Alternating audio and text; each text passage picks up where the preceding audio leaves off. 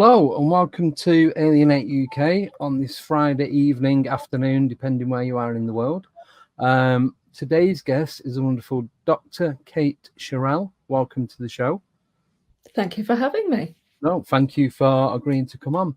I'll just give you a little intro for those that don't know who or what Kate is about. So Kate is a writer and public speaker specialising in popular séance and paranormal history.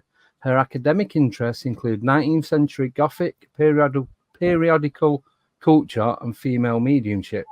She writes commercially on supernatural history and her debut novel is due to be published in May 2025. She hosts a weekly I hate these words. Just say ghosty or daft, it's fine. Yeah. Esoteric discussion podcast, Loopholes, and has blogged as Burial and Beyond since 2017. As a paranormal historian, she's also co-hosted Haunted Homecoming in 2022 and Unexplained Caught on Camera in 2023. Wow. So you've done a bit, done a few things. Keep him busy. Yeah. Yeah. So you just saying then when we was off air that you are a full-time writer now. Yeah. Can you Probably talk a the little last. bit about that? Yeah, sure. Yeah, so I'm fully self-employed now, which has been my goal for a very long time. And it's a bit of certainly being a writer, it's a bit of a blessing and a curse, because being your own boss, you can't say no. You've got to, no, I'm going to give you the paid holiday, or I'm going to give you, your 2 weeks off, because you can't. So it's all very much you've got to be your own worst enemy, as well as trying to vouch for your own best interests. But writing wise, I write academically, which if there's any academics around, that's not going to pay too well. But I write a lot for magazines and for smaller publishers. I did some foreign rights work in publishing as well. And I've started writing more long form stuff as well. So moving away from magazine and more shorter form commercial publishing into more long form things at the minute, which take a lot more time investment, but are generally, hopefully, going to be more rewarding. Not that I don't love magazine writing, because if someone rings you up and says, right, we need 5,000 words on alien big cats by Monday, you're like, go on, this is brilliant, this is my job now. So it's great and a bit of a test. But I do a lot of lecturing, a lot of public speaking as well. So I'll generally do 4 or 5 of those a month for anything from like big museums, trusts and history groups through to like little local ones if they have a particular interest in something 19th century. So a lot of stuff to do with like Victorian mourning, Victorian burial practices. I just say miserable Victorians because that kind of covers everything pretty well. So what can you tell us about your book that's coming up? Yeah, so my debut novel, it's very exciting. So it's up for pre-order now. So if anyone's contemplating what they're going to be reading next year, please go on Amazon Waterstones, look up Begotten by Kate Cherrell. Because if you're like a bit of a gothic thriller, gothic romp, good old ghost story, good old haunted house story, then it ticks a lot of boxes. So there's elements of Victorian spiritualism, betrayal, family secrets, and just because I think more novels need it, a little bit of ectoplasm. So I mean, if that doesn't make you click the pre-order button, I don't know what will. Everybody needs a little bit more ectoplasm in their life. It does. Makes the world there's not enough. You got quite a lot in like the 1920s, 1930s. Then it just seemed to fade out to nothing. Oh, it's coming back. It's coming back. Much like Ghost Hunter, Paranormal Investigator, we do not encounter a lot of ectoplasm, so it'll be interesting to see. Well, you never know. Maybe you're just not going to the right places. I got bored one evening and I was watching the medium. The guy, I can't remember his name. It's all black and white. When you used to get you used to see the faces in the ectoplasm. And I found some like plasticine and modeling clay and created my own and just took some weird random photos like it was coming out of me.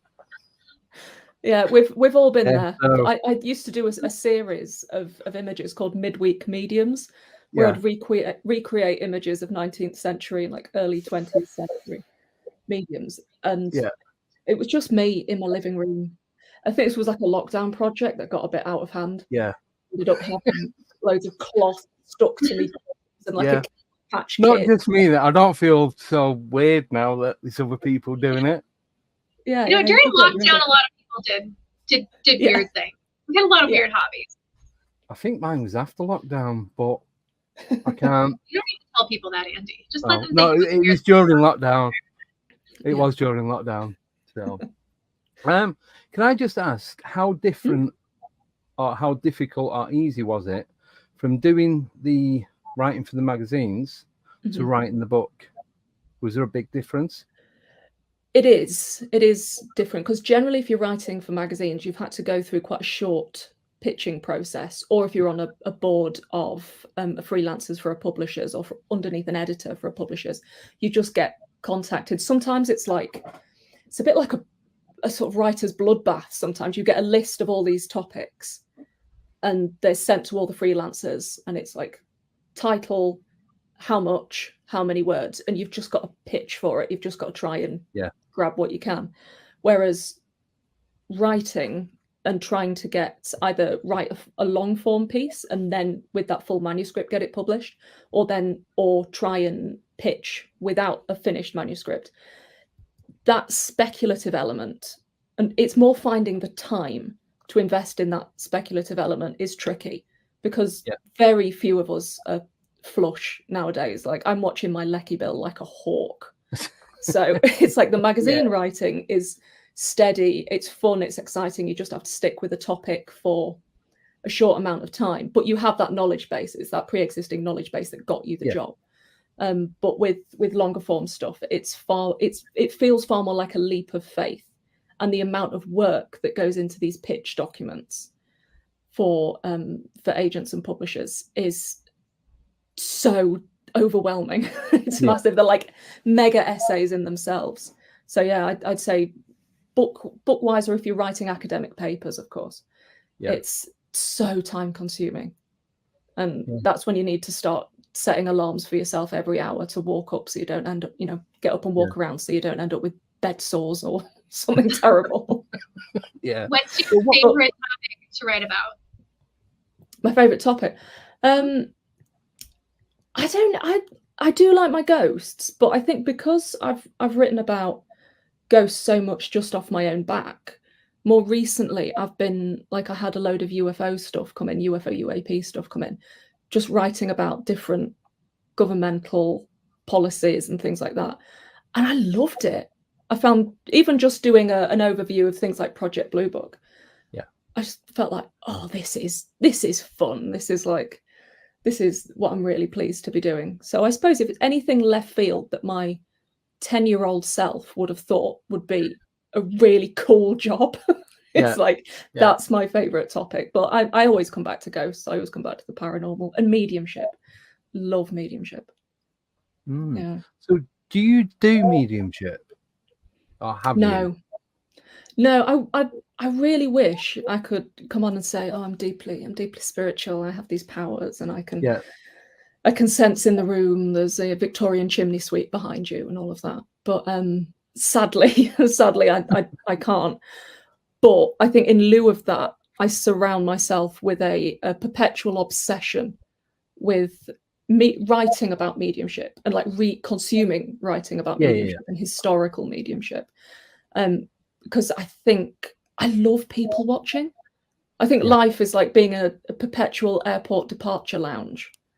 So if you can just watch how mediums over the years have interacted with different people and how they've pushed paranormal trends, how they've claimed to produce different phenomena, I think is so interesting. If it's brilliant and perceived to be genuine and profound, brilliant. If it's really dodgy and clear case of terrible fraud, fantastic. I want to know all about it. I think you can see the whole gamut of human emotion through mediumship and through the power that mediums still arguably command today.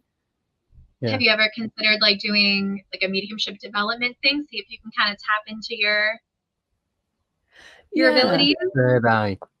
I've considered it. I've got more books on developing your mediumship than is ever strictly healthy. But most of them are kind of being used as like doorstops at the minute. I gotta say, have you read any of them? I have, the smaller ones. The smaller ones are the ones with pretty pictures inside. Yeah, the easy reads. Yeah. I've read a lot, and I've read a lot of the sort of ones that came out at the turn of the century. You get some really interesting books that are like, you know, a guide to mediumship, a guide to home circles. I think they're interesting, but maybe one day I'll do a course. But I think I'm always so hyper aware and hyper nosy all the time that will be stopping me from tapping into any latent abilities, certainly. Right. Because I'd be thinking, that's interesting. Let me just write that down. And I wouldn't be processing anything. Yeah. So you write a lot about ghosts and hauntings and the mediumship. Have you had many encounters yourself? Oh, plenty. Well, with ghosty things. I mean, how far do you want to go back? Well, as far as you can. Yeah. Well, I suppose growing up. Growing up, I always had an interest in the paranormal. So anything to do with ghosts, specters, mediumship, things like that. But also, I was really into UFOs and sort of alien theories as a child. But a lot of this was informed by my granddad, who both my grandparents did a lot of babysitting as a child. Yeah. So my grandparents on one side would just sit me in front of the telly for like 6 hours. So I am an expert on early 90s daytime TV. But on the other side, those grandparents, my granddad was really into, he was obsessed with Roswell and obsessed with Borley Rectory. It was that sort of generation. Yeah. And so I got handed down those books, and they're like my most treasured items.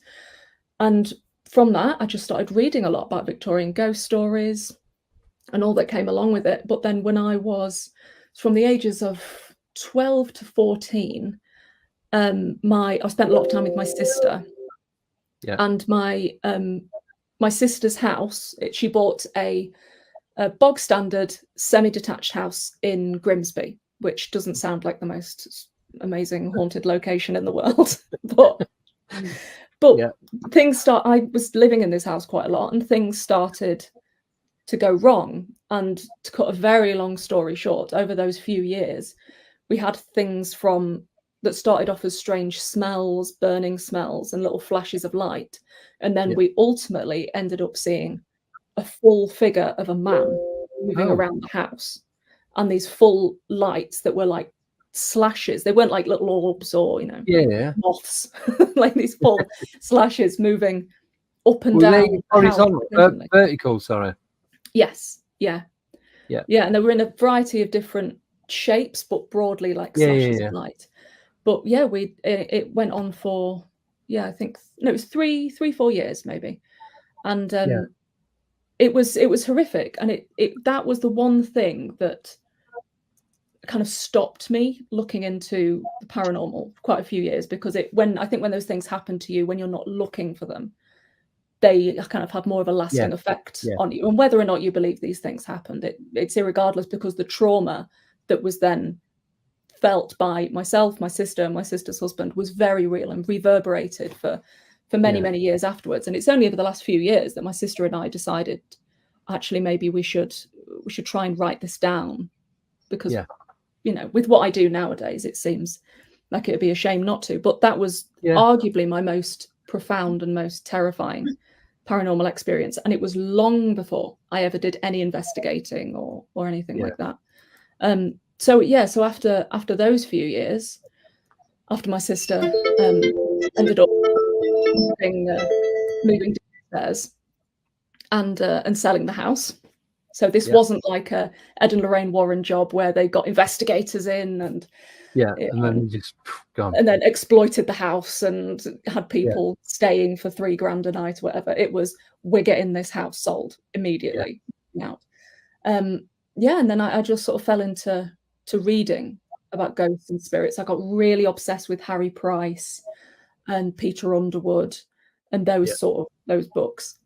And then as I got older, then I started getting back over my fear of actively looking into the paranormal, and started doing paranormal investigations.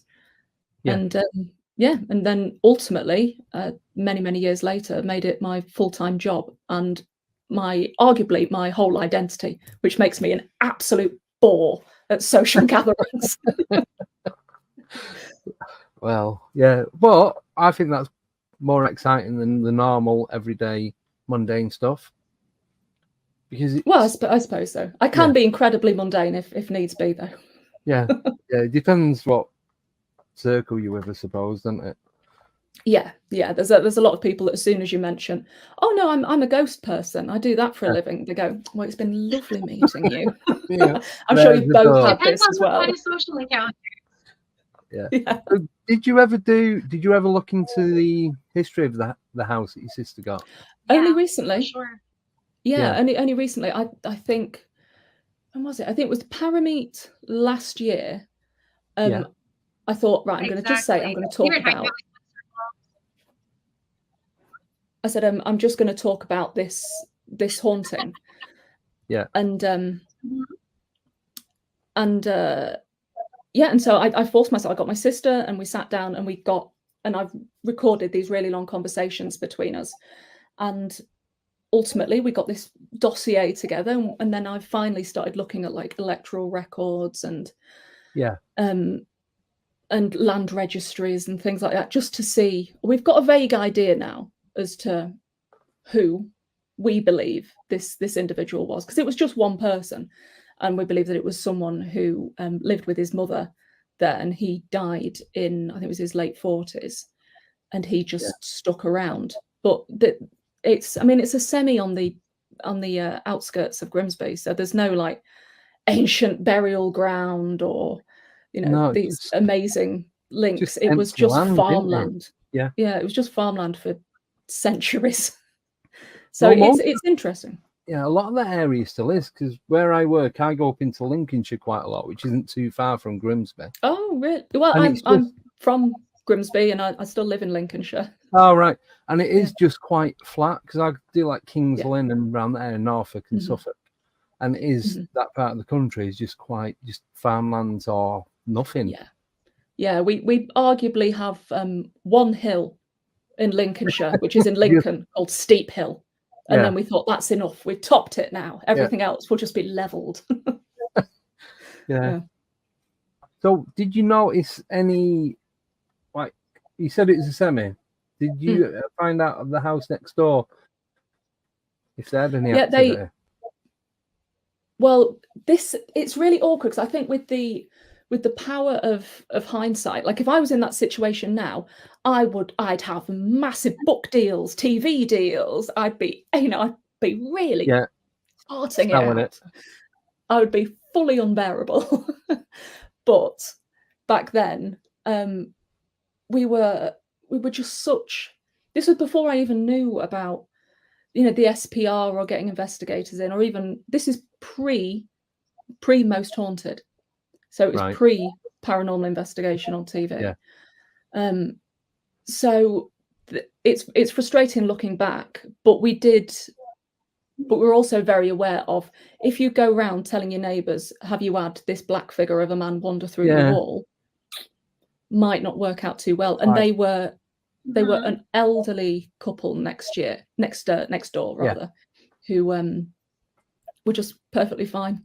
But it was, although we didn't do any deep investigations and we didn't get SPR in and things like that, we did get we had 3 visits from a local vicar who tried to cleanse the house. And my sister was a nurse at this point, and her husband was a gas engineer. And a lot of his friends were electricians. So the house was checked, because it had been completely rewired, and the gas, it was Corgi certificates back then. It's pre gas safe. Really not making myself sound very youthful now. Yeah. So it's sort of all those bases were covered, but it seems like it was just that house. Yeah, and it never never spread any further. It was largely upstairs as well. Yeah. It was only in the latter portion of a stay there that it started venturing downstairs. Yeah, because I find that strange but interesting as well. Because I've lived in haunted property. Like this was a terrace in a croft. So it was like 2 rows of L-shaped and then the grass in the middle. So the house I was in, honestly, it was like Skinwalker Ranch. I'm not even exaggerating. Really? But the houses next door, got on with the neighbours, spoke to them, nothing, absolutely nothing. So I don't understand how it's confined to one property. Because obviously the walls don't really matter to whatever it is that's going on. Yeah. Why? How is it just? I suppose my theory on this particular case is that he fully believed he was still alive and was.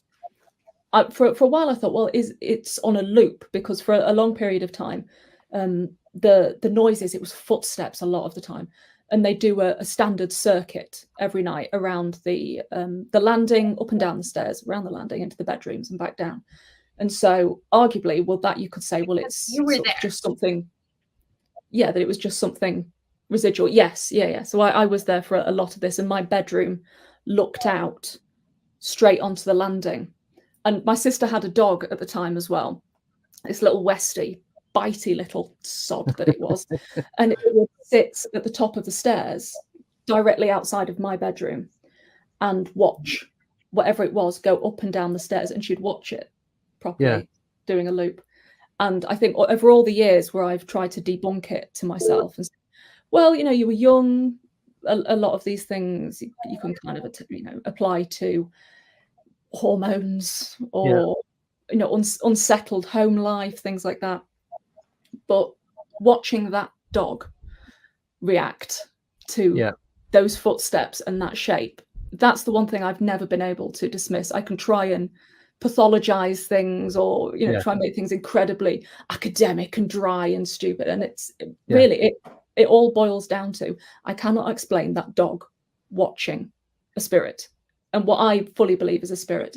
But I believe from being on a loop, it then gained sentience. It kind of redeveloped into sentience, and it was a person. There was a man in the house who would come into our bedroom, and he would stand over the bed, and you'd see him. There was a man there, and he'd move things, and it was at that point it became undeniable, really. Yeah. And at least one more, three of us saw it. Three of us, two more felt it. Yeah.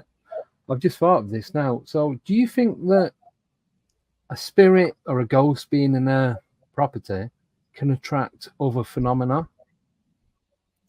I think I don't know, I think it depends on the nature of it, really. But I do think that like similar begets similar. So if you were experiencing one time, it's like the laws of lightning striking twice. Arguably, if you're struck by lightning once, the probability of it happening again massively increases, even though it doesn't make sense in our minds. So I do think there are certain happenings or even certain activities that can kind of function as a type of magnet for all types of phenomena or unsettled feelings and strange happenings. So I'm in that instance in my sister's house, there wasn't anything else apart from that. Right. And so maybe it wouldn't stand on, but that's the thing, the paranormal doesn't work to order, does it? If it did, we'd all that'd be great. It'd be so like investigations they'd be so good, wouldn't they? Yeah. Like half an hour would be like, brilliant, there's a poltergeist, let's all go home, instead of 5.5 hours sat in a dark room going, please, will someone knock on a wall? Somebody do something.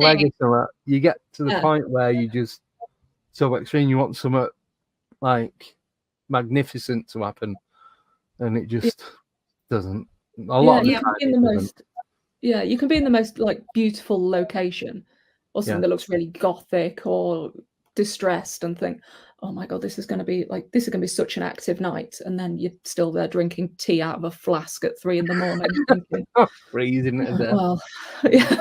In buildings, sometimes you get like the craziest activity in like the most up-to-date modern buildings. It makes no sense. Exactly. And they never make for good pictures. It's like we had an amazing night, loads of activity, and then you're just taking a picture of someone's living room with loads of like shag pile rugs and things. It's like, that doesn't look dramatic. No. I want to go into an old jail or an old asylum and get crazy activity there, because that's more exactly. Yeah. So I do most of my investigating outside. I've done a few inside, but never really got anything inside doing a live investigation or even a pre-recorded one. It's always been like out in cemeteries or like on the grounds of derelict buildings, but never actually inside building. Why do you feel that cemeteries are good spaces for investigation? I don't know. I just get, I've always, since being little, when we used to go see my gran and granddad in the cemetery, because my gran died when I was 4. So I've always gone from being like very young to cemeteries. And there's something about them. I've never been scared of them. I feel drawn to them. I always have done. I'll be driving past the cemetery, and if I've got time, it's like, right, I need to park up and go in there. But I couldn't tell you why. I couldn't tell you what it is. Yeah. I can. Well, there's a name for that, isn't it? It's tapophile. People who have this compulsion to visit and appreciate cemeteries, whatever you're doing in there, just the idea of like you're drawn to them. Yeah, just to go in and walk about and just take it all in. Yeah. I mean, I've blogged about cemeteries since 2017. Again, really fun, really social activity, isn't it? And I worked in a cemetery as well for a while, quite a large Victorian cemetery. So I appreciate where you're coming from in terms of the appeal, certainly like in terms of social history, because they're like, I don't go into like, kind of going to contradict myself. I don't go in to expect to find something. I go in because I just think it's got a good feel of energy, and I have had quite a few different things happen in one that's local to where I am. I won't go into it because everyone is sick of hearing it. But there's a few different things that have happened in this one place. I can, no matter how much I look, it happened like 3-4 years ago. No matter how much I dig into it and research it, just coming away with more questions, getting no answers whatsoever.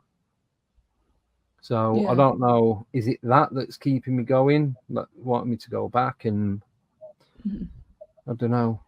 Is there do you think there's an antisocial aspect to it as well, that you don't want to just be in teams indoors? You don't want a matching fleece, you just want to be out on your own? Pretty much, yeah. Yeah, so let's stop going on about how lovely graves are. You just don't want a matching fleece. I'll meet up with a couple of people, but I won't create a group or do that. Yeah. Okay, but I can understand that. That's just me. Yeah, it's just personal preference. Brian doesn't think there's a lot of spirits in cemeteries. I said it depends on the cemetery. We have a very, very active cemetery near us, and I think part of that has to do with all the energy that people put into grieving, and all the energy that they put out into visiting their loved ones at the cemetery. Yeah, because you've got to think, when like at a funeral, when the person's being buried, all them people that are stood around, all the emotions, because not without being horrible, not everyone's going to be upset. Some people are going to be angry, some possibly happy. So you've got mixed emotions. It's not just all sad and feeling down. You've got, and people try and like lighten the mood and kind of like make little jokes about it just to cheer it up a little bit. So you've got that aspect to it as well. And if you're stood and then the ground's, that's why I say it, the ground's open, surely some of that emotion must go in with the soil. So I'm asking both of you. I'm fascinated by different uses of burial spaces for paranormal purposes. I don't do it myself, But again, airport departure lounge, I'm always watching. I'm being a nosy little sod in whatever you're doing. Do you feel then, if you're investigating a space of burial, that you're not tapping into anything active, but you're tapping into, like you said, Nicole, the latent residual grief or anger feelings? What do you go in looking for?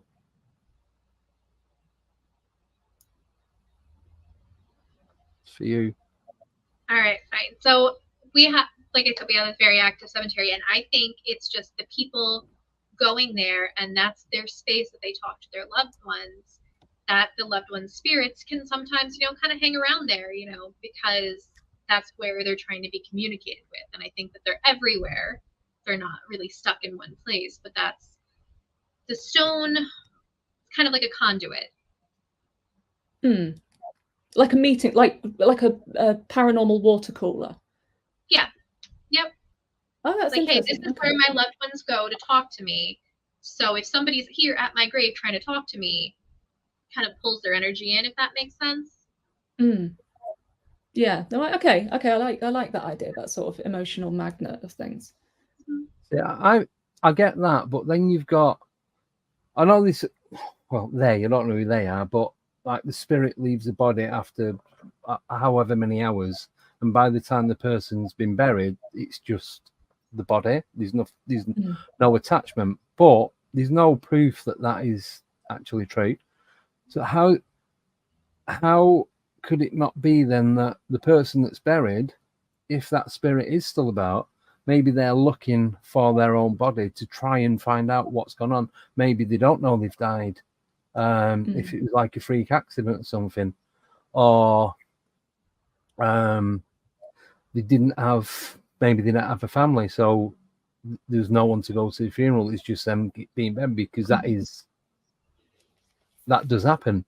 So if they don't know, maybe they are like lingering around to try and get answers for themselves, not because they're trying to haunt the place. They want to know what's going on.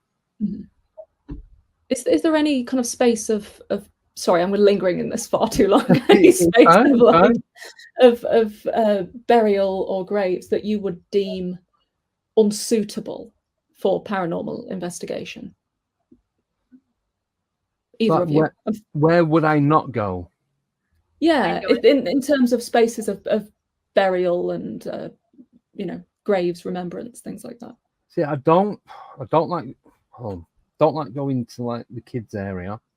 That is one place that I would just don't feel comfortable. It just doesn't feel right ethically.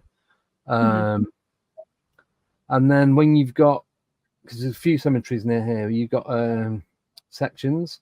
So because a lot of the cemeteries, I live in Northampton, you don't have, you've got sections for each, so like different religions.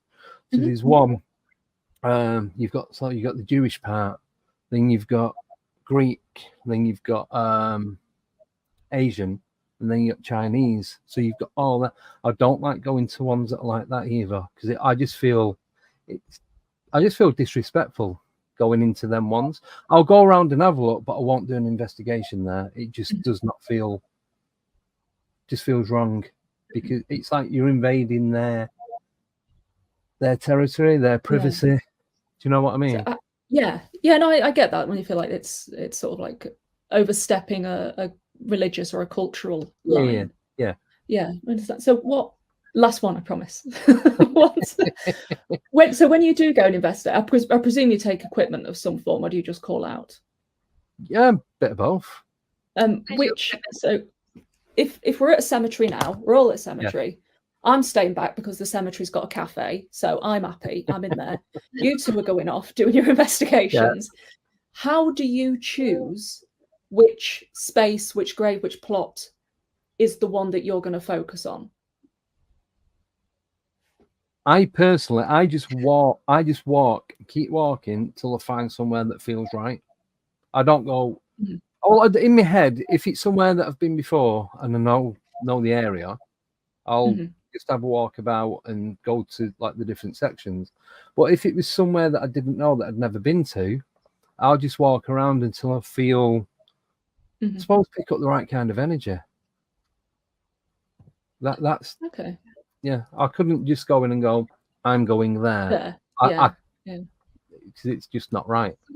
We do a little bit of both. Like, we'll try to feel for the energy, but we've also used equipment to try to tell us like where we should go.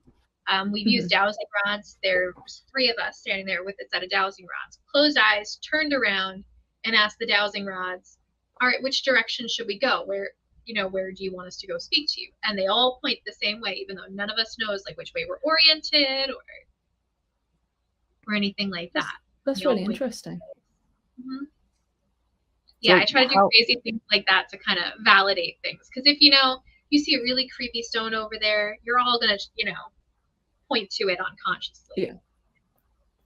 Yeah. So how would you do it, Kate? What's your call on this? Gonna turn it around now. Really?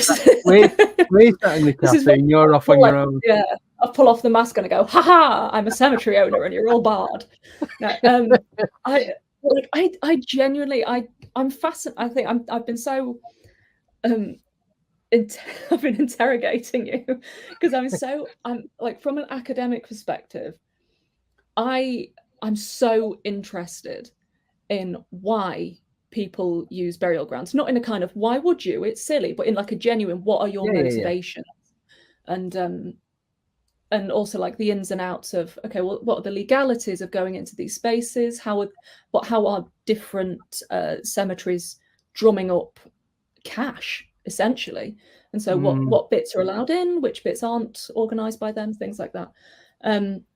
But personally, because that is such a big academic interest of mine, I do not investigate cemeteries, and because I've worked in cemeteries as well. Yeah. Christ, if I'd done anything like that, or even let on that I was into that much spooky stuff while I was working there, I would have had my P45 in a second. So yeah, it's not for me. It's not for me in terms of an investigative space, but conversely, I'm endlessly fascinated about the people that are drawn to those spaces and how they conduct their investigations. So it's that idea of what you said of, I love the double blind thing, especially with 3 sets of dowsing rods. Also, that would make like a really cool album cover. So you should maybe consider trying to get that photograph. But the idea of like being drawn to certain places, people that are arguably strangers, I think that's really interesting, and sort of the way we project ourselves, and the way we project our own empathetic nature onto essentially granite relating to someone we've never heard of before. So that I find really interesting. But again, you're just going to find me in the cafe or in a gift shop if we're in a particularly posh cemetery. Nice. So is it the same in the UK? Because in the US, like cemeteries and graveyards, they were kind of designed as like parks to be spaces where people could go enjoy and sit under a tree, read a book, spend the day. Is it like that over there? No, it's a mix. It's a mix. Right. Cemetery history. Right. Put it that way. There's a real mix of ancient burial grounds, churchyards, and cemeteries. But arguably the most beautiful cemeteries are the ones created after the Burial Acts, which I think were 1854. So this is when we get like the, places like Highgate, Tower Hamlets, Kensal Green, the ones that are, again, covered. Like they are so many album covers. The big Magnificent Seven, as they're known. Like the massive dramatic London ones. So because our burial grounds were so, we had like so many epidemics, especially in London and overpopulated cities, that there was a real issue with churchyards and graveyards, like being the only consecrated ground where people could get buried, was so overpopulated that I was writing about one cemetery the other day that's now a park where it's lovely. People go have sandwiches, sit on a bench, spend an afternoon. But the ground level is 6 foot above the surrounding area because of the amount of burials that they tried to fit in that space before the 19th century Burial Acts, which prohibited any future burials in a lot of these overcrowded spaces. So the gorgeous cemeteries, the ones that we want, where you can spend an afternoon and contemplate life, death, and eternity, are generally the Victorian ones. And I've seen like in the chat, some people have mentioned some lovely ones. So they're like the top tier jazzy A-list celeb ones. But every town generally has like a municipal cemetery of some sort, which can be all right. A lot of them are either late 19th century. I think I saw one the other day that opened in maybe the 20s. But because I suppose cremation really has, I was going to say, it's come on leaps and bounds. That's not what it's crazy, is it? It's like we're really burning them good now. But no, but it's really popular. It's really popular. The dark ages. Yeah, it's really popular nowadays. So the amount of space that's required by families is delineating year by year. So a lot of these, we're seeing very few traditional cemeteries open these days, but we are seeing more green spaces, more green burial spaces. Yeah, and I think that's where we're heading. Yeah, I think you're not even allowed to take plastic plant pots or anything. No, everything's got to be biodegradable. Yeah, wicker coffins. Yeah, like even if you take flowers to a funeral, but you can't have any of the plastic wrap on them. You've got to take all the plastic, everything. You're not allowed to leave anything. Yeah, so I think maybe we're going to head more that way, but there's such a mix in British burial grounds. So that's graveyards, cemeteries, churchyards. But thankfully a lot of them do have benches, so you can still spend the afternoon and have a nice wander around. Well, that's what I was going to say to that your earlier question is I don't get drawn to a particular headstone. I just get drawn to a certain area of the cemetery or graveyard. Yeah, I just like a bit of an open space. I think it's more that than anything else. I think you just don't like people, and even overcrowded graves. Well, that's too much, mate. So when I go, because sometimes I'll just go for a walk in the cemetery. I'll drop Mrs. off at work, and she works opposite the cemetery. So I'll drop her off at work, and I'll just drive in there, park up, and go for a wander about. And if I see people, I'm like, "What are you doing here? Can you want to be here on my own? Just all go away." So I think you might be onto something with that. Because people think you're crazy when you're out there, doing whatever. You have your recorder, your camera, and you're in the cemetery. No, because sometimes I'll just walk about and just like a normal person now and again, believe it or not. But then you see these other people there, it's like, why do you have to be? I've come here to get away from everyone. Yeah. Yeah. Well, I hope this has been a very useful therapy session for you. Yeah. I'm gonna have to go and reevaluate myself now, aren't I? Yeah. To Brandon and Kate, you're gonna be fully healed by the time you're done with this podcast. I think next guest will be a full-blown regression session, won't it? So I keep saying we gotta do past life regression on air. Yeah, I have thought about doing that, but don't know what skeletons have come out. Pun not intended. So yeah, might just leave that, shall we? Right. So we do have a couple of questions for you, and then are we good to go into the vampire realm after these? Oh, happily, yeah. Thank you. So the first question is from Fred, and he's asking, "Hi Kate, why were the Victorians so interested in death and the afterlife?" Right, that's a massive topic. I wouldn't say when it comes, I'd separate death and the afterlife just for brevity, because I can really waffle on about this for such a long time. Right. But I'd say with death, there's a commonly held belief that the Victorians were obsessed with death or celebrated death. And this isn't necessarily the case. They just mourned more openly and outwardly. There was a far greater industry around death than there is today. An industry that was largely put to bed or put to rest, that'd be a better pun, during wartime. So that's when we had death on such a massive scale that the grand Victorian funerals weren't really possible financially or socially really anymore. They were seen as quite gauche. But for the Victorians, it was a mixture of an extension of externalizing your grief and just showing, because it was a societal norm, it was a social norm to dress so you would outwardly represent that you were grieving, especially if you were a woman. With men, there was less opportunity to do so, and to bury your loved ones in a manner that seemed befitting to them. So your respect for them, your love for them, all of it was really, now we see it as show. but it was the societal norm and the social norm. So right through to that, the afterlife as well.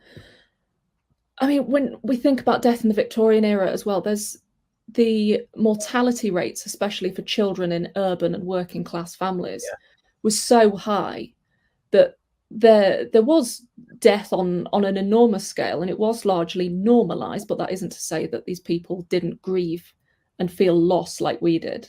I think that's, when you see these gravestones with like 17 dead children underneath them, it's quite easy to go, oh, well, it was just normal for the Victorians. And you look into it and you see these works of like consolation literature and hair work and mourning ephemera, and you think, no, every one of these people was cherished.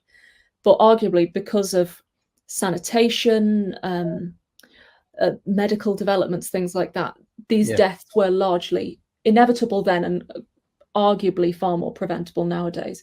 But as for the afterlife, of course, with death on that massive scale, you're going to be contemplating the afterlife. And we were a far less secular country back then, both here and across the pond as well. So there was this well-held belief across several denominations that there was an afterlife. But with that, in the age of industrialization and the age of great scientific developments, a lot of people started to question the very nature of the afterlife. And you see spikes of this as well during epidemics and during war, where you see massive upticks in people attending church services.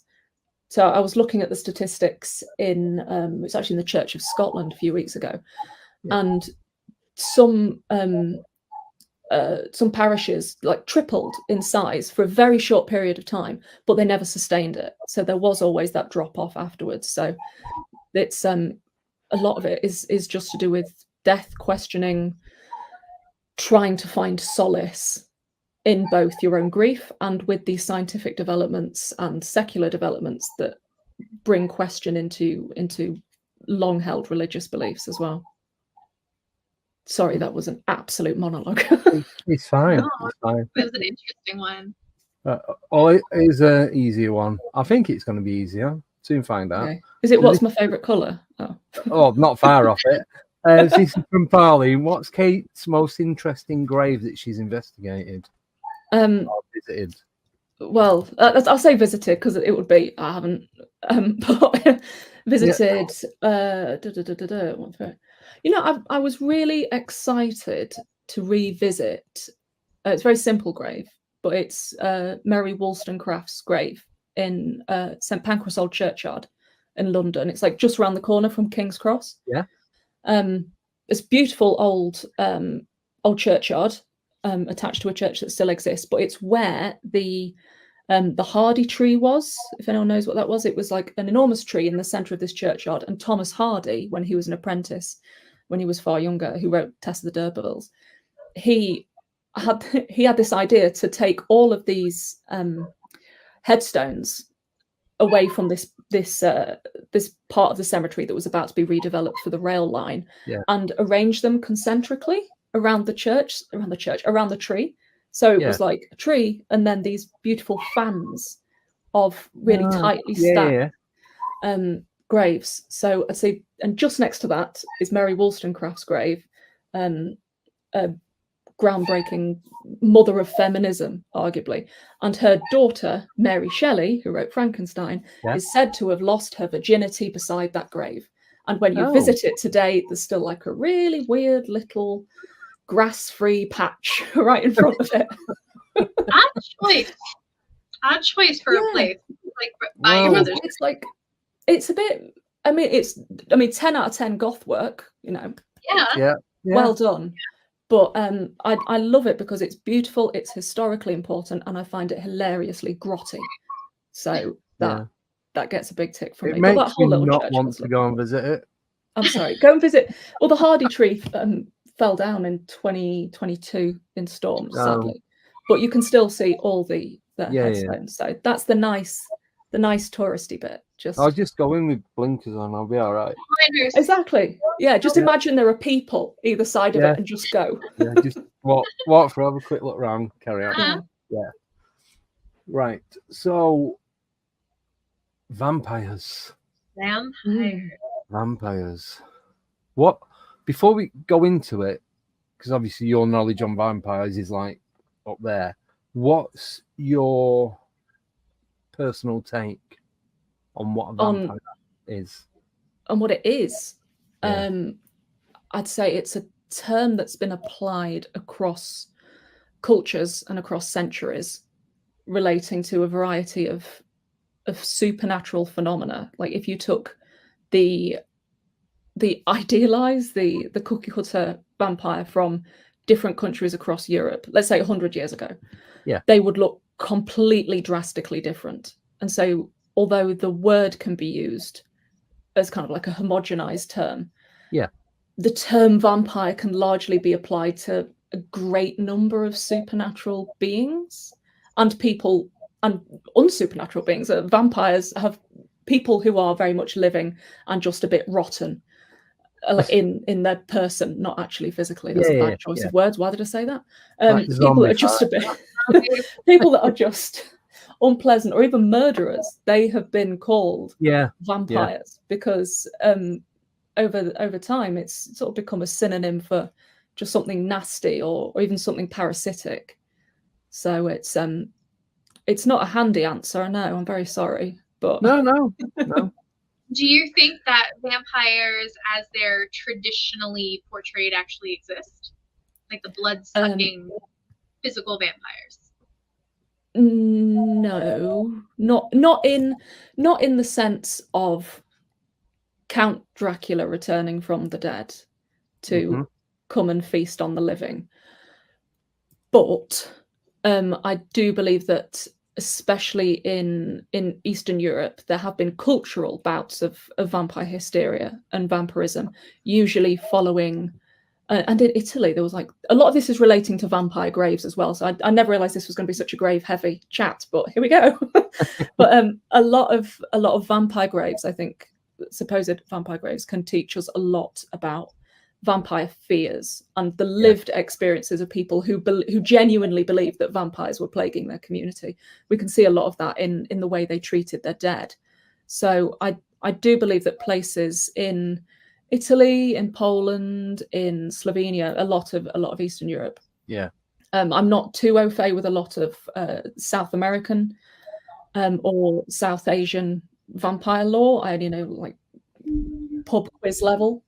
But certainly in Eastern Europe, the way that they buried their dead in some rural communities to in like a vampire preventative measures, I think is very, very interesting and can tell us a lot about the communities, about communal fears and the effects of Christianity as well on a rural population as well. So someone's just put in, I was going to ask you this one. So there's supposedly a vampire grave at Highgate Cemetery.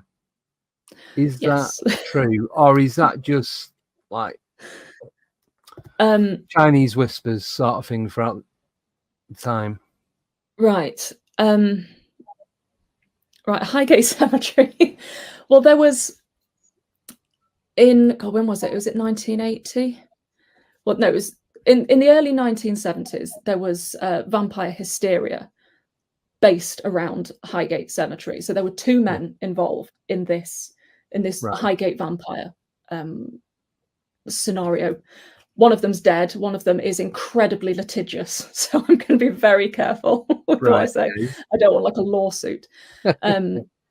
So the condensed story of the Highgate vampire is that like in 1968, I think it was, there was a group of young occultists at Tottenham Park Cemetery, and they did what all typical teenagers do, and they disinterred a corpse to do some kind of ritual activities. And they opened this coffin and they pierced the individual or the lid with a stake. And so ergo, it became known that there were vampires in London, when really it's just teenage japes. But different. But a year later, it was David Farrant. He's deceased. And he is a very well-known occultist. And it's kind of like the go-to occultist, esoteric vampire man of the 1970s. He claimed to have seen a grey figure in Highgate Cemetery, and basically news spread to the tabloids, and the whole story of the Highgate vampire and the hysteria and everything that followed can all be traced back to the power of red top media and like the sun and the mirror fanning the flames. But between these two men, I still don't want to mention the other one's name because I find it really genuinely terrifying. So they developed this rivalry based around this theoretical vampire that was found within Highgate.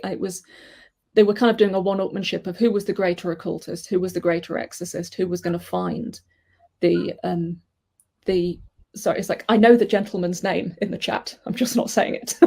Right. So they ended up going at like a war of words against one another, with a lot of like TV involved and things like that. And David Farrant was saying that he was going to go and he was going to find the vampire and slay the vampire. And one of the regional ITV channels did a special live report on it from outside the gates of Highgate. Now, bearing in mind, Highgate at this time in the 70s, like if you see pictures of it from the 70s, it is stunning. It's so overgrown. You can see why Amicus and Hammer used it for, I think it was like Dracula 1972 was filmed there. It's like, oh God, I wish I could have visited. It's gorgeous. But as soon as the ITV channel started to do their report from outside, within a matter of 2 hours, massive mobs had appeared at the gates of Highgate Cemetery and actually stormed the cemetery, trying to find this non-specific vampire. It was meant to just be a fluff piece, and there was a genuine mob, and there were news reporters there, so there are still photos of these people climbing over the gates of cemetery, people with stakes, things like that, and nothing really happened. They just broke into a cemetery and annoyed a lot of people. But Farron ultimately went back in several months later and said that he found vampire graves and that he didn't stake the individual in the coffin, but he placed ritual objects inside and closed it back up like a nice, polite young man, and carried on about his business. But he was found breaking into Highgate, which I think was under the ownership of the City of London at the time. So he was done for desecration of human remains and criminal trespass, I think it was as well, or something along there. But he said that he'd gone in and he'd dealt with the vampire situation, but told people to beware of tall men with red eyes. But the whole Highgate vampire situation is fascinating, like in terms of looking at cultural hysterias and certainly the power of tabloid press and the power of suggestion. Because if someone said, there's a vampire in the cemetery around the corner, I mean, even if you're comfy in your slippers, they might go, let's just have a look. Yeah, I mean, his eyes glow, so we'll see him in the darkness anyway. So it's brilliant. But there were quite a few ramifications, legal ramifications because of it. But there's never been any proof beyond some nefarious occult activities of there being anything related to a vampire grave, anything like that in Highgate. But I mean, if you want a vampire in Highgate, then just watch Dracula AD 1972, because parts of it are filmed there. So that's my really short, snappy answer. Now. I was only going to go. I've never been to Highgate. I've driven past it so many times, and I just wanted to go to check out this vampire grave. But it's beautiful. But I would say that there are, like I say, with the Magnificent Seven, there are several enormous garden cemeteries in London. And all of them are just as beautiful as Highgate. I even say some are far more beautiful. Think places like Brompton and I keep wanting to say Kew Gardens, not Kew Gardens. What's the other one? Kensal Green. Kensal Green are just beautiful. So I'd say go there. Kensal Green looks more like Highgate did. I've been past that quite a few times, but I was working, so it was like I just want to park the van up and go for a wander, and I couldn't. I know. So yeah, I know where that one is, and it's probably easier to get to be honest. Yeah. Well, sadly, a lot of these Victorian cemeteries, the planners weren't kind enough to think of including car parks. No, so it's just footpaths, isn't it, on most of them? Yeah. Oh well. Yeah. Why wouldn't they think of cars, in the Victorian era?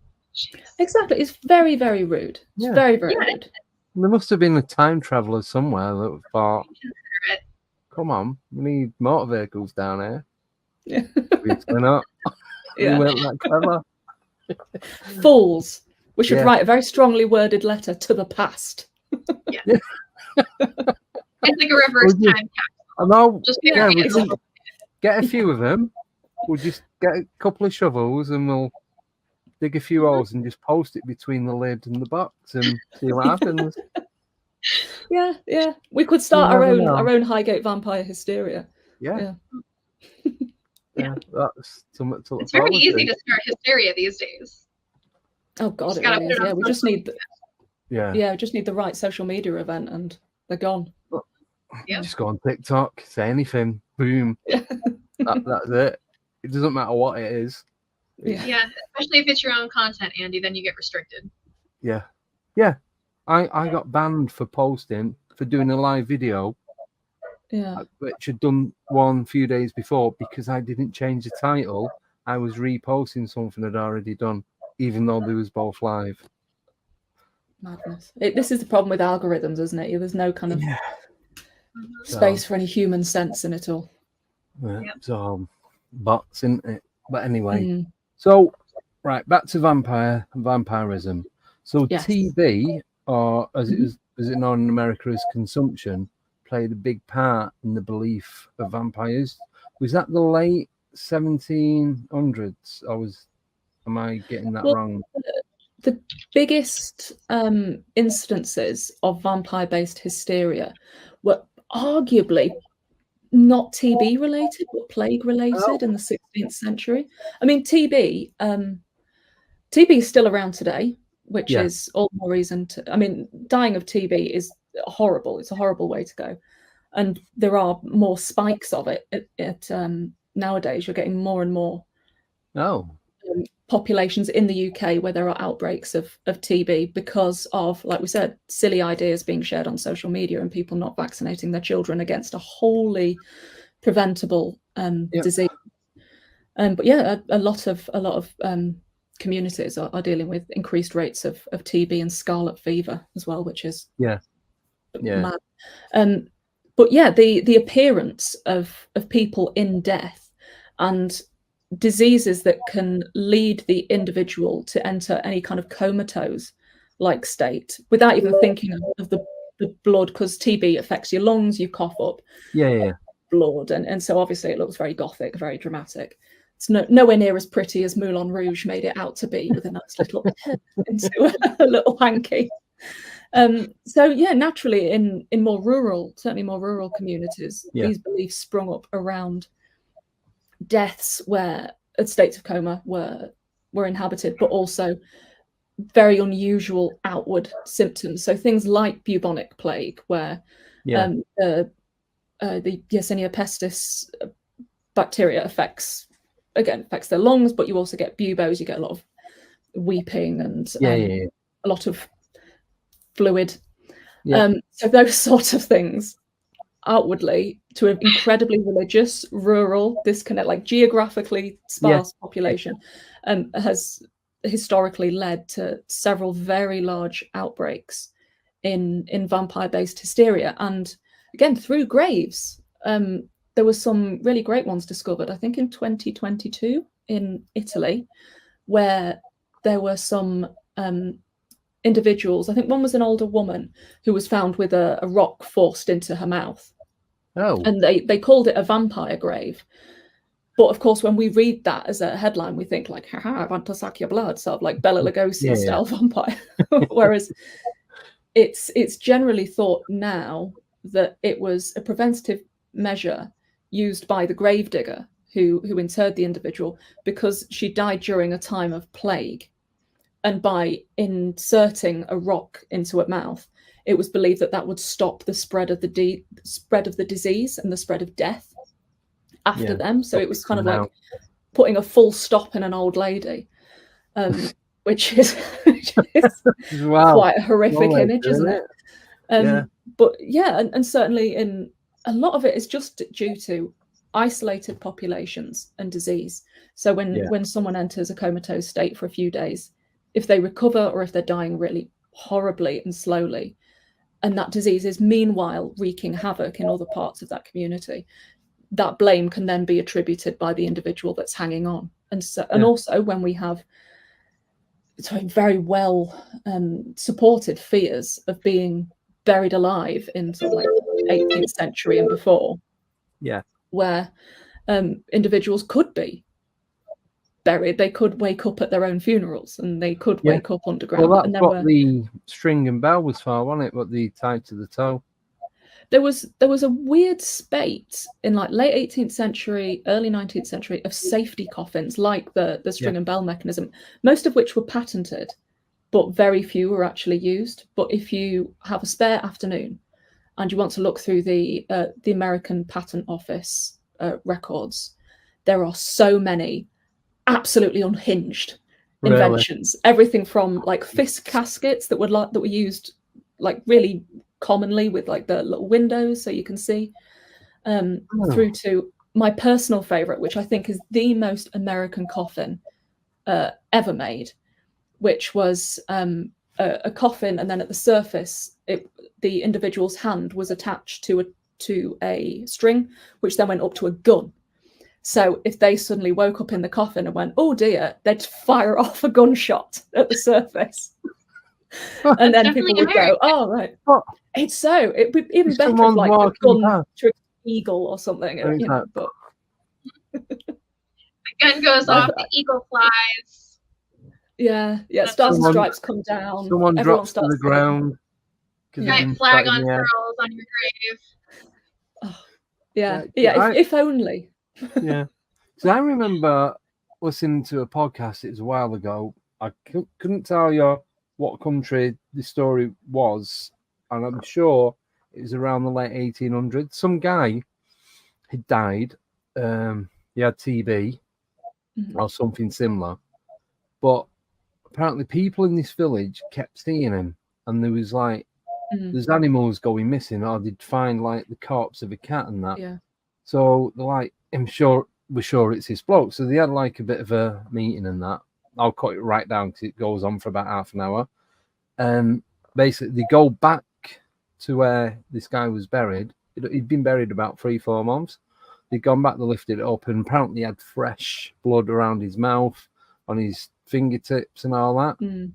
But then that's when they go into like consumption TB and about how it doesn't congeal if it's still active in the body. There's, with a lot of those, there's quite a few very similar stories as well of witches. There was, I can't remember her name, I want to say Meg Shelton, but that's the Wood Plumpton witch. There was another witch in Stoke, I can't remember her name, I think she might have been Meg as well. I literally visited this grave a few weeks ago. I can't remember her name, but that was a very, just let's call her Sharon. So Sharon. Well, she had been in a very similar thing. She was marked as a witch because she was pretty cool, actually. She had like a pet crow, which again, 10 out of 10 goth points. And it would cause havoc at the pub. And I know, it's like these 18th century witches, they always had the best pets. But yeah, she was, after her death, she was seen around town as well, and she was seen in her home knitting, which it's just quite a wholesome way to haunt somewhere. And then she was disinterred, and her body was rotated another way. And it's a horrible story, but her crow, her little pet, was put in alive with her in the coffin after they thought that they'd seen her. I know, it's horrible. This is why we need like animal protection, the RSPCA nowadays. But then they rotated her, and they thought that would keep her soul locked there. So sadly, but they did spend eternity together. It was very Egyptian, isn't it? Burying living animals. But I just, well, if the crow got hungry, it wasn't going to be short of food for a while, was it? Yeah. God, what No, a horrible image. Sorry, that was just the first thing that come to my mind. I really want to pet The crow. massive crow inside, like pushing up, getting out. I don't know how hard it would be to tame a crow. Maybe that could be a project, a winter project for you. Yeah. If you give them food, they will bring you gifts. Have you Yes. heard that? Yeah, when people get, I've seen like little videos where people are like, "This is my friend, the crow," and it's bringing them like little. See the one silk that brings trinkets. money, and they've got a drawer under the bed, and it's just full of notes and coins and jewelry, and it's like your own little shoplifter. It is, isn't it? It's all wholesome until you think you're sending a bird out on the rob. Pretty much, yeah. Yeah. So, but it would be cool to have. Definitely. It would. Yeah. It And would. talk. They can learn to talk. Yeah. Well, my uncle, he had magpies, and he taught them to talk, and pretty much used to grass my granddad up when he was going in the cupboards getting stuff. So, Oh, really? Like, Yeah. oh, he's having another wagon wheel, and then suddenly. pretty bloody much, yeah. magpies. Yeah. Right. Yeah. Sorry, go on. No, I was going to say, so that idea of people who are already seen as outsiders, or people who died in strange circumstances, then being seen by various pillars of the community, roaming, causing mischief, afflicting cattle and livestock things. There's always some kind of horrible thing happening to livestock that's been attributed. You see that all the time. And then when you look at all the reports, of which there generally aren't any apart from newspaper reports or very thin archival stuff, it always just seems like it's a type of religious hysteria that's got a little bit out of hand. Yeah. And these things were just people trying to connect dots when they couldn't really have been connected. It was just poor health, crop blight, and things like TB. Yeah. Yeah. Well, I suppose if humans are getting it, then cattle and all that, I'm sure they're going to get some form of it along the line. Yeah. So why not blame dodgy Sharon and a flock of crows? Yeah. What? Crow, buried alive crow. Yeah. I don't know why I'm laughing at that.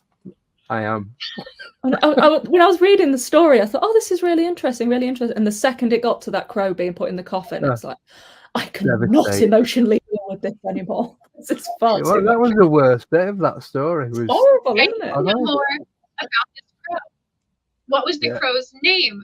You know, was the crow suffering in there? Like, that's where you get emotionally invested. Yeah. Yeah. And then you start imagining, like, did she used to knit by the fire and the crow used to sit on her shoulder? And it's like you're imagining this whole really wholesome backstory. When you said knitting together. Oh.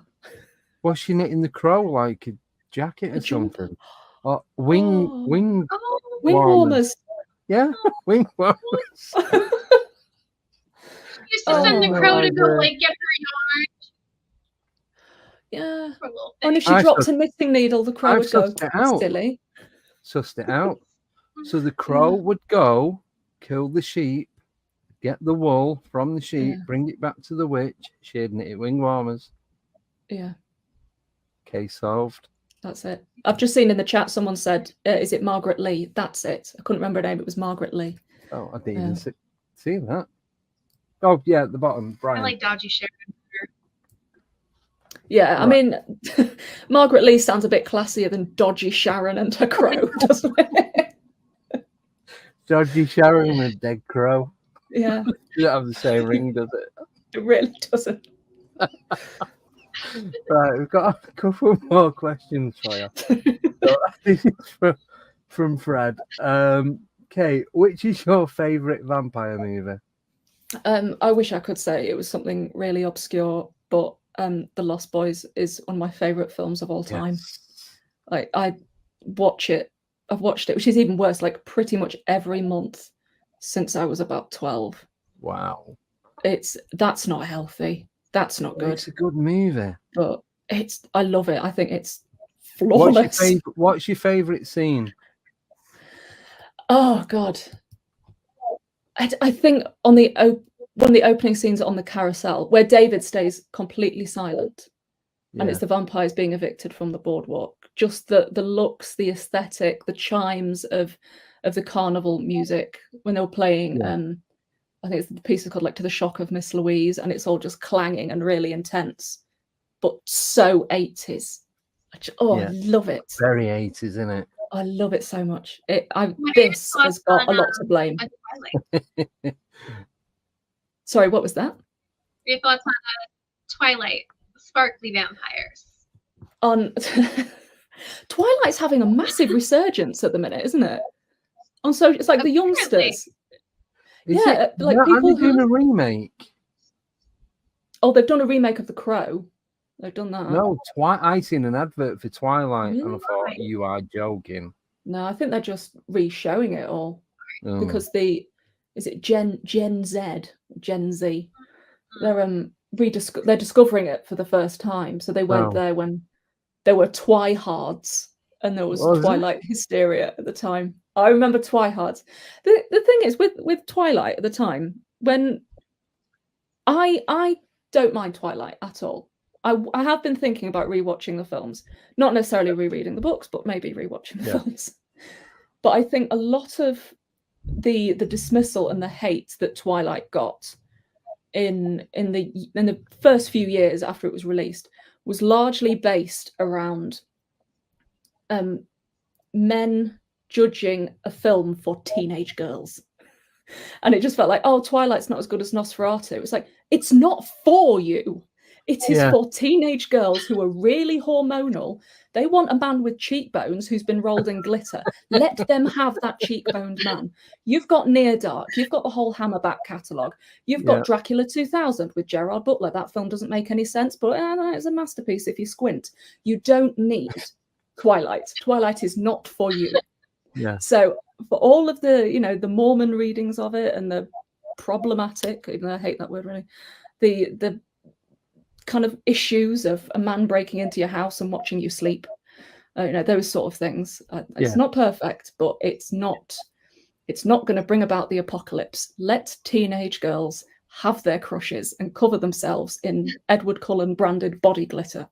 Yeah, and that is Thank why you. I get off my soapbox. Yeah, that's why I never watched it. But I was thinking, I haven't watched it either. No, I just can't watch it. It's just not for me. But with Lost Boys, my favourite scene is when they go to the railway bridge and they drop down and they shout at David to go, and he's like, "Do I? Don't I?" And you've got that anticipation for him at that moment. It's beautifully filmed as well. The silhouettes of them all hanging underneath. Yeah. But I've just thought of another. I think it's 80s Fright Night. Fright Night's good. That is one. What do you think of the remake? I've not seen it. Wasn't bad. I've only just remembered that one exists. So, but it's just the way it's the invite, because like they live over the road from each other. They've moved in, and it's the inviting into the house, and he's trying to stop his mum from doing it, and then he comes home one day, and the guy's just stood there in like the kitchen or whatever, and it's like, that's it. It's all over for him. He can't change course. Yeah. I think that a lot of vampire and sort of even like teen horror films of the 80s have this amazing sort of domestic haziness and domestic horror element to them. And I think a lot of production companies at the time did that sort of domestic fear of like, oh no, the evil is in your kitchen. And you're a child, like whether it's Sam from the Lost Boys or anything else, you can't change anything. You are completely without power. So it's I like that. I think that's why we can still done it. Yeah. You can't reason with authority. No. Well, that's it. The parents have done it. The parents are oblivious to what is really going on. And the child's like, I've literally been pointing out and telling you without telling you. Yeah. And now we're all gonna die. Sort of scenario, isn't it? So sorry? What happens? Say again. You're glitching. Can you hear me? Oh yeah. There's about a Am I 5-second lagging again? delay. Oh. All I said was it happens. You know, sometimes Oh, everybody's right. just gonna Okay. die. Right. Yeah. All right. Got 2 more questions. So this is from Nickname. She's asking, has Kate got any particular vampire cases to share? Thank you. Oh, vampire cases. I was reading about a Victorian murderer in Norfolk who was labelled a vampire shortly thereafter, which is really bizarre. Was it Thetford? It might have been Thetford. But yeah, I can't remember much about it. That was a terrible example. But I'm still thinking of graves. There's a brilliant. There's someone who is attributed as being a vampire. There's a grave in Billinge between St Helens and Wigan, which is called the Vampire Grave. And I think that's a fine example of how communities sort of like attribute their own stories, and they've dreamt up these very grand vampire legends of these people roaming the churchyard late at night. Because the grave itself is an enormous stone coffin. Yeah. It's like 5 foot maybe stone coffin with a skull with bat wings and a snake on it on the top. Oh. It's stunning. It's really unusual funerary architecture. And so that is known locally as the vampire grave. So I think I like those little community vampire cases where they say, oh, that's the vampire grave, that's that. And then in reality, they're absolutely nothing to do with vampires. It's just it's just grave design from the 18th and 19th centuries, but it shows you kind of folklore in action and stories told to keep children out of mischief being taken into folklore fact. Yeah. Right. I've got one more. I've got a question for you. Then we've got one more on there, and then if Nicole's got any, what's your theory then on Jack the Ripper being a type of vampire? Yeah. No. No. No, my theory on Jack the Ripper is that he was a real man who did real crimes against women. Against women who were forced into work in a deeply unpleasant field during a rather deeply unpleasant time to be a woman working in sex work. So I think because he was never caught, because of arguably inadequate police procedures at the time, I think that that we want Jack the Ripper to be so much, even the name Jack the Ripper. Yeah. We want it to be so much more than it was. We want him to be some supernatural being, a vampire, you know, the most bizarre person we can possibly think of. Whereas in reality, it was just a man who evaded the law. And then, you know, again, it's like the Highgate vampire case. Things would be very different if newspapers didn't get involved. Yeah. Maybe he would have been caught. Yeah, possibly. But, yeah, and also he might be a werewolf. So no, a grey ghost. Yeah. He's actually an orb. Yeah. Oh yeah. Shapeshift. A Wendigo. That's what he is. Wendigo in the top hat. Yeah. So did he? I just want to know now. Did he give himself that nickname? Yeah. Did he start his own rumor? But with a lot of like the letters that were attributed to Jack the Ripper, the provenance was never really established, was it? No. It's much like kind of what happened with the Yorkshire Ripper when that faker started sending letters as well. So it's, who knows?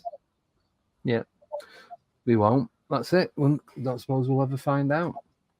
Right, so coming up to the last question now, because we're coming up to the 90-minute mark.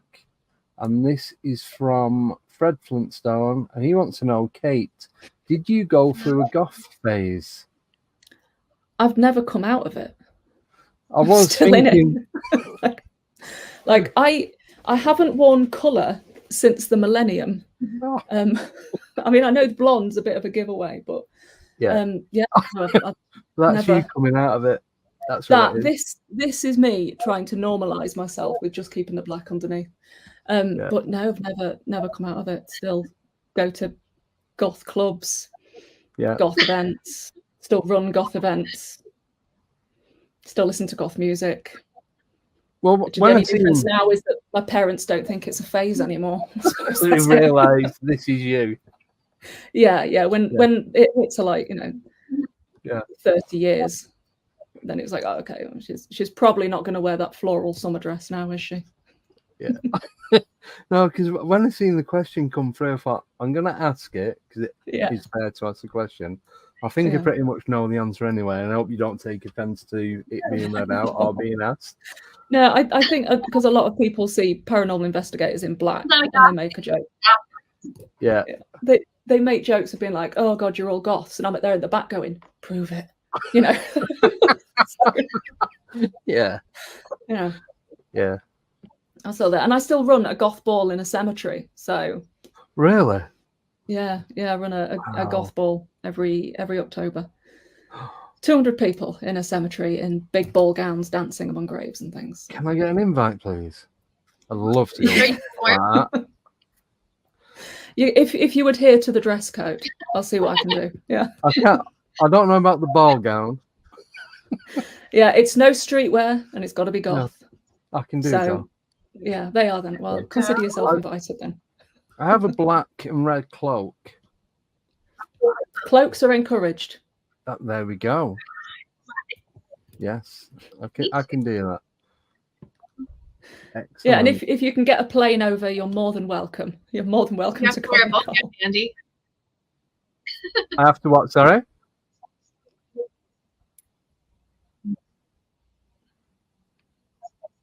No. Oh, there's a big lag. Yes. Like a 2-day lag, I think. Yeah. Can you hear me? Black, I'm on theme today. Yeah. Andy, you didn't get the memo. No, I'm a bit. I've got a dark blue t-shirt underneath. That'll do. This was just the first thing I had to grab when I went shopping earlier, so it was there. Spooky in its own way. Yeah. Blood representing blood of a vampire. There we go. Sorted. Very good. Excellent. Right. Massive thank you for coming on. I can hear you. And if anyone does get the chance to go and listen to Kate speak, I really do encourage it, because you are very say it how it is, and the sarcasm and the humor that you use is just not expected. I was sat in the middle, and I was sat on my own when we was in was it Hinckley, and I was creased over laughing. I'm looking round, and a lot of other people weren't actually getting the humor.